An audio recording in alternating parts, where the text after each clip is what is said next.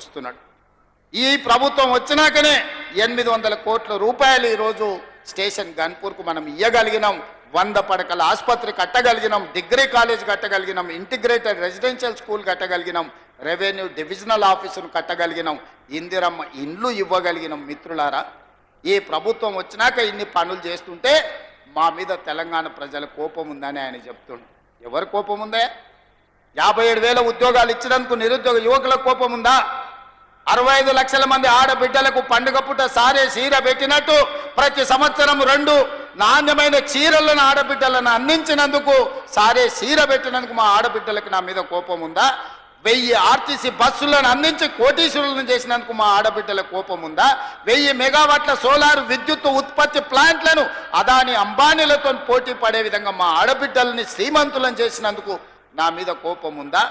రైతులకు 20,617 కోట్ల రూపాయలు రుణమాఫీ చేసినందుకు నా మీద కోపం ఉందా? దేనికోసం కోపం ఉంది? 500 రూపాయల బోనస్ ఇచ్చినందుకు ఈరోజు రైతులకు నా మీద కోపం ఉందా అని అడుగుతున్నా. రైతు భరోసా నాడు 10,000 ఉంటే దాన్ని 12,000కు పెంచినందుకు ఈ రైతాంగానికి నా మీద కోపం ఉందా?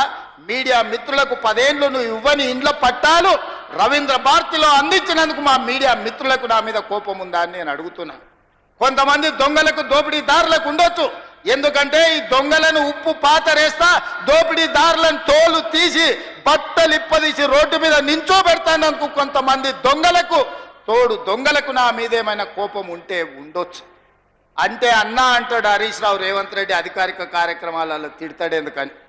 ఆయన ఇవాళ మాట్లాడుతుంటే చంద్రశేఖరరావు గారంట తెలంగాణ జాతిపిత అంట. మిత్రులారా, ఇట్లా మాట్లాడితే ఇంకా నేను ఏదో ఒకటి అనకపోతే ఎట్లయితుంది మీరు చెప్పురు. జాతిపిత గురించి మీకు తెలుసు కదా. ఆ జాతిపితకు మందు వాసన పడుతుందా? గుజరాతుల్నే బంధు పెట్టించింది, అవునా? ఆ జాతిపిత గాంధీ ఆశ్రమాలలో ఉన్నాడు, నిరాడంబరంగా ఉన్నాడు. మరి ఈ జాతిపిత వాసన లేకుండా నిద్ర లేస్తాడా? ఆ జాతిపిత ఎక్కడా? ఈ జాతిపిత ఎక్కడా?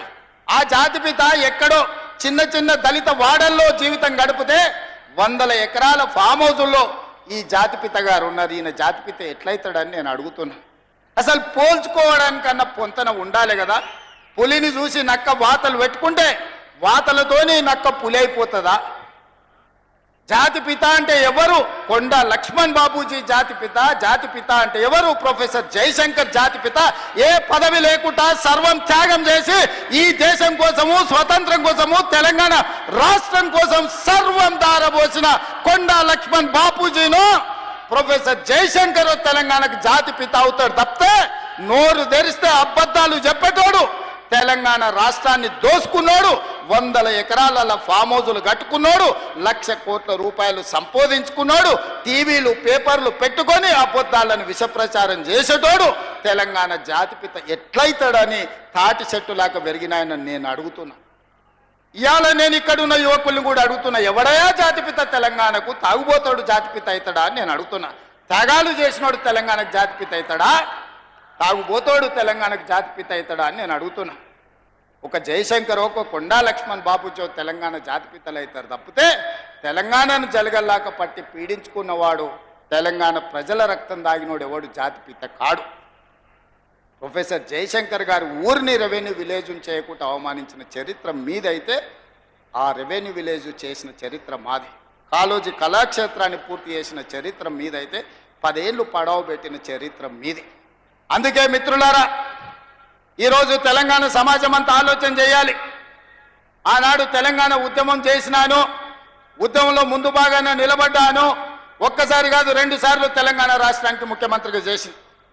10 ఏళ్లలో దాదాపుగా నేను అసెంబ్లీలో మళ్ళా లెక్కలు చెప్తా. 20 లక్షల కోట్లు చంద్రశేఖరరావు గారి చేతిలోకి వచ్చినాయి. ఈ 20 లక్షల కోట్లు ఎక్కడికి పోయినాయని నేను అడుగుతున్నా. ఇవాళ నేను చెప్పదలుచుకున్న చంద్రశేఖరరావు గారు చేసిన అప్పుల కోసం నేను కట్టింది 1,53,000 కోట్లు బ్యాంకులకు అసలు మిత్తి పేరు మీద నేను కట్టిన. నిజంగానే ఈ 15 నెలల్లో ఈ 1,53,000 కోట్ల రూపాయలు నా చేతుల్లో ఉంటే మా పొంగులేటి శ్రీనివాసరెడ్డి గారికి చెప్పి 30 లక్షల ఇండ్లు, ఇందిరమ్మ ఇండ్లు పేదోళ్ళందరికీ తెలంగాణ రాష్ట్రంలో అందరికీ ఇండ్లు కట్టించుండేవాడిని.